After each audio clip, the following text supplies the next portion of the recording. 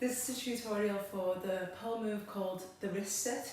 So it's called a wrist sit for a reason, and that's because you rest some of your weight on this area, so just on your wrist and on your hand slightly.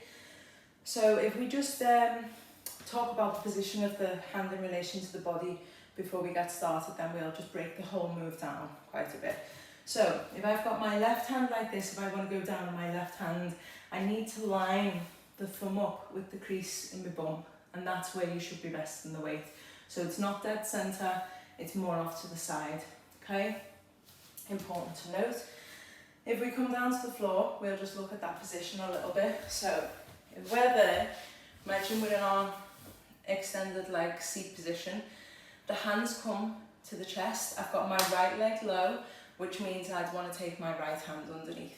Can't really do that from the floor, but it's still worth doing just so you get a sense of where your weight should be. So if the hands are high up, it's harder to get that hand underneath your bum, whereas if the hands come down, you've got that ability to lean back, and you can also get that hand under a little bit easier. It is a bit scarier, but it will make the whole movement a little bit more fluid. So just start low down and just build up from there. So we're there, so that hand would be underneath. Then you lean back, so just look at the pathway of my legs. I'm bringing the knees out towards the side, and then I take the extension with the legs. So obviously I have to be closer to the pole, so that's where the wrist sit is. This hand would be underneath, and then to come off, I take the legs back on, the legs have got some weight, pull myself back in, and then release the legs. So we're going to try that the other side now.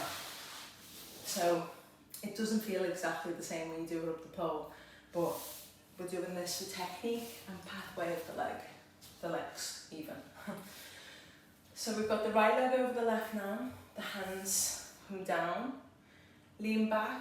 As you're leaning back, big reach round, so don't try and just cut under, not going to work, you'll be in a really awkward position, and yeah, it's very uncomfortable if you do that. So lean back, big stretch, hand comes underneath, then from there, knees back, take the extension with the legs. From there, bring the legs back on, pull in, release. Let's do that together up the pole now. So follow me. Yeah, follow me. I was thinking then, do we need to put it off spin? But I think we'll be okay. So make sure you've got your shorts up high.